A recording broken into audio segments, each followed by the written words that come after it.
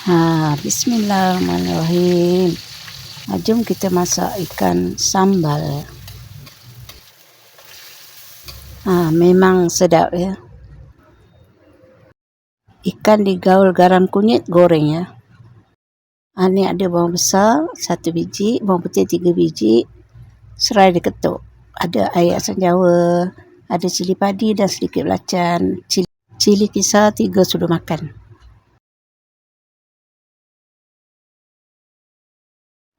Agak-agak ikan dah garing, dibalikkan. Ikan pun dah nampak garing ya, boleh diangkat.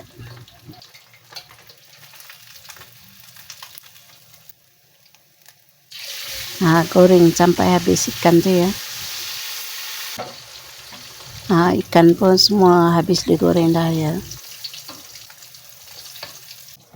Tumiskan serai dengan bawang besar, bawang putih ya.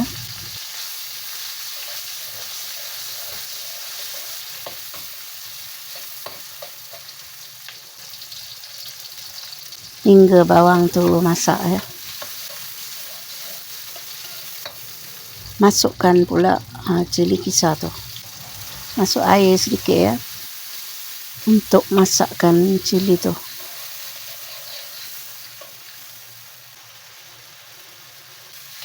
Cili tu dah mendidih, dah masak lah ya.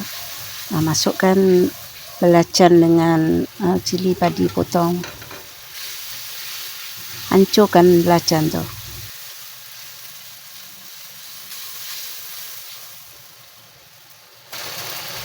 Air asam jawa.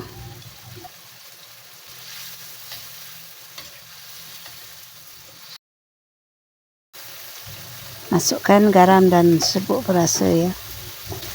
Dan gula. Ada rasa masam manis masing.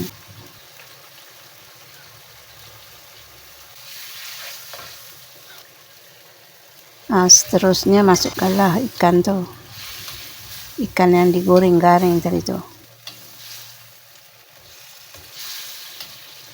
Assalamualaikum warahmatullahi wabarakatuh. Selamat mencuba ya. Jumpa lagi di lain video. Okay, bye-bye. Ada ayam goreng ya.